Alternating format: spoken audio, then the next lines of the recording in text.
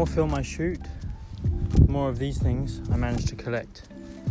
And I was at the film lab the other day, and they asked if I wanted to keep these, and I said, well, no, not really, I don't really have a use for them.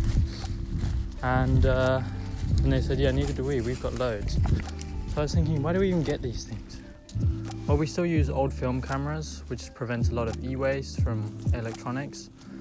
We still have a pretty wasteful process when it comes to shooting film because, for example, there are chemicals used to make the film, there's chemicals used to develop the film, there's all the plastic packaging, the paper packaging, the plastic canisters like I just showed you, the metal film canisters, all of these things which sort of are single-time use items, including the chemistry, which has to get thrown away relatively frequently.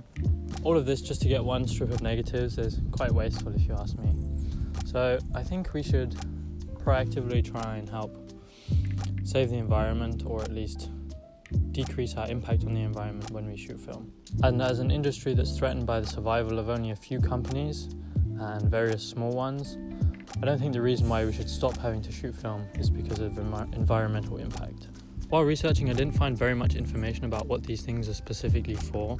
I found an article on Cosmo Photo about 16 ways to use these things after you've shot your film.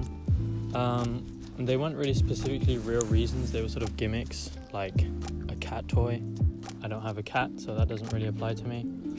There are some useful things like screw storage or tools or accessories. Other than that, there's nothing really viable after you've given off the film to develop.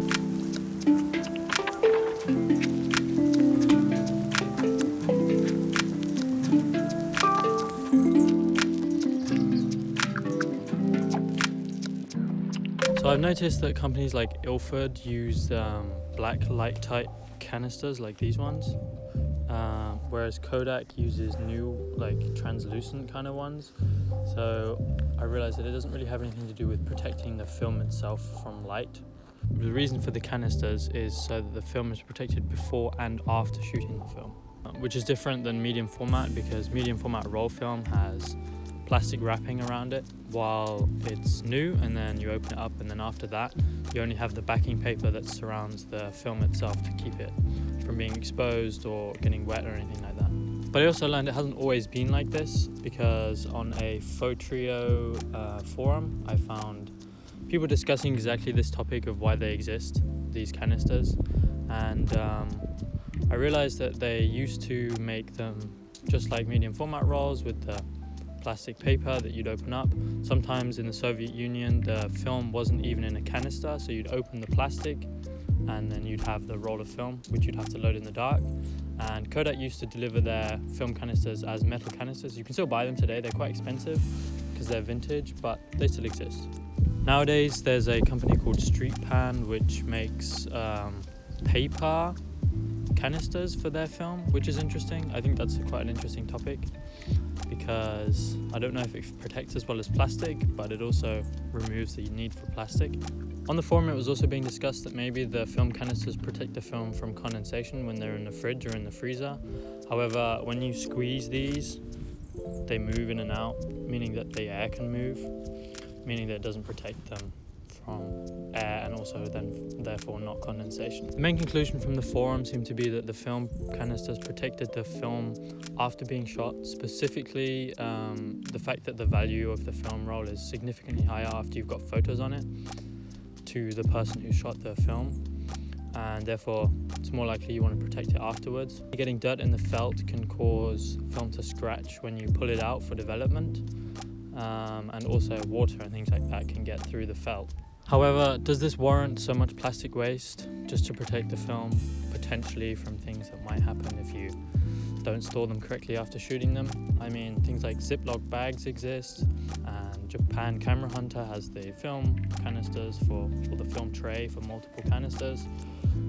Kodak even has their old vintage style, sort of same kind of thing as Japan Camera Hunter's one, which are multi-use, carry more film, and probably do a better job of protecting the film than the plastic canisters do. Even the long weekend film pouch is probably a better option than all these little plastic canisters because it even has a film divider to divide the film from shot to unshot rolls, so you know exactly which ones are which. You don't have to start labeling these canisters. As I said, Kodak used to deliver 35mm canisters in little metal canisters. I think if they did something similar, even if it would cost you money, I think people would buy that rather than the plastic ones. And I think even if it would mean that you pretty much have to source your own storage solution for your film, I think lots of people would be on board. And those metal canisters would be the solution for people only carrying 1 or 2 rolls of film instead of 8 like the Japan Camera Hunters one holds. So there are a few good options for more sustainable versions of the protection for film before and after being shot. So I don't think we really need to continue using these, as demonstrated by Japan Camera Hunters film holder and Street Candy using paper canisters. I think even if 35mm rolls were starting to be shipped in the plastic wrappers rather than containers like medium format, then that would save a lot of weight and a lot of space when you think about the amount of shipments and the size of shipments that Kodak has to send, which when you're shipping thousands of rolls of film, it can make a difference in cost and also the amount of fuel required to move those big loads of film. Also, you could probably get away with putting more film in one shipment because the packets would be smaller, and so therefore when you times that by a few thousand, then you get smaller shipments. So even if it's 1 gram of plastic that's saved per roll of film, I think that might make a significant difference if you look at all the film that's being produced by all the manufacturers.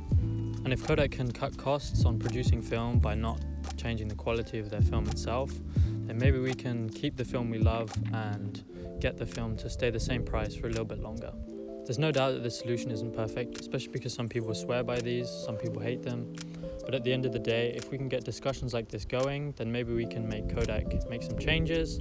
And if Kodak makes changes, then the rest of the people might follow. And even if most of the small companies change and it helps them save money, then it means film can survive for a little bit longer.